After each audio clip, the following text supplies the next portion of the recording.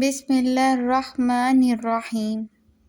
اے نبی، اس وقت کو بھی یاد کرو جب صبح ہی صبح آپ اپنے گھر سے نکل کر مسلمانوں کو میدان جنگ میں لڑائی کے مورچوں پر باقاعدہ بٹھا رہے تھے۔ اللہ تعالیٰ سننے اور جاننے والا ہے۔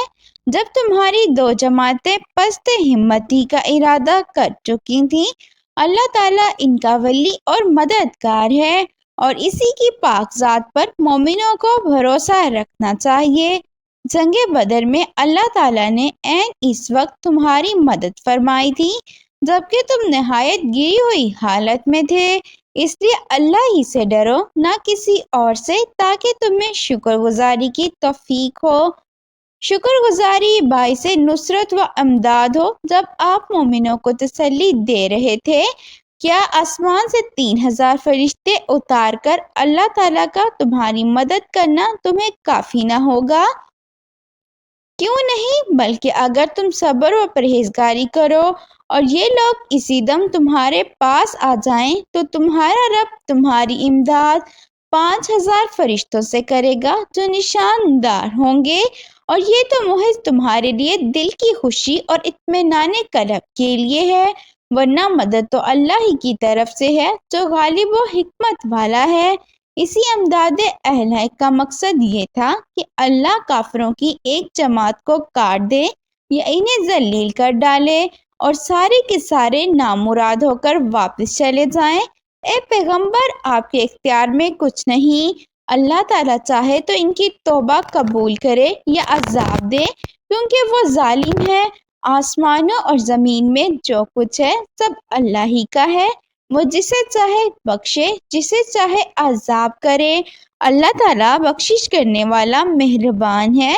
اے ایمان والو، بڑھا چڑھا کر سود نہ کھاؤ اور اللہ تعالیٰ سے ڈرو تاکہ تمہیں نجات ملے، اور اس آگ سے ڈرو جو کافروں کے لیے تیار کی گئی ہے، اور اللہ اور اس کے رسول کی فرما برداری کرو تاکہ تم پر رحم کیا جائے، اور اپنے رب کی بخشش کی طرف اور اس جنت کی طرف دوڑو جس کا عرض آسمانوں اور زمین کے برابر ہے، جو پرہیزگاروں کے لیے تیار کی گئی ہے۔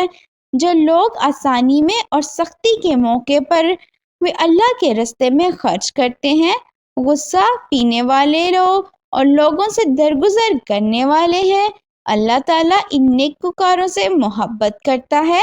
جب ان سے کوئی ناشائستہ کام ہو جائے یا کوئی گناہ کر بیٹھیں تو فوراً اللہ کا ذکر اور اپنے گناہوں کے لیے استغفار کرتے ہیں، پھر ہر وقت اللہ تعالیٰ کے سوا اور کون گناہوں کو بخش سکتا ہے، اور وہ لوگ باوجود ان کے کسی برے کام پر اڑ نہیں جاتے۔ انہیں کا بدلہ ان کے رب کی طرف سے مغفرت ہے اور جنتیں ہیں جن کے نیچے نہریں بہتی ہیں، جن میں وہ ہمیشہ رہیں گے۔ ان نیک کاموں کے کرنے والوں کا ثواب کیا ہی اچھا ہے۔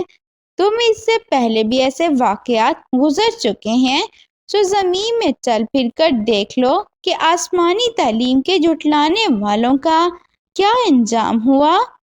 عام لوگوں کے لیے تو یہ قرآن بیان ہے اور پرہیزگاروں کے لیے ہدایت اور نصیحت ہے۔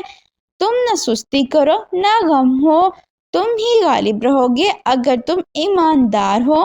اگر تم زخمی ہوئے ہو تو تمہارے مخالف لوگ بھی تو ایسے ہی زخمی ہو چکے ہیں۔ ہم ان دنوں کو لوگوں کے درمیان عدالتیں بدلتے رہتے ہیں۔ شکست احد اسی لیے تھی کہ اللہ تعالیٰ ایمان والوں کو ظاہر کر دے اور تم میں سے بعض کو شہادت کا درجہ عطا فرمائے۔ اللہ تعالیٰ ظالموں سے محبت نہیں کرتا۔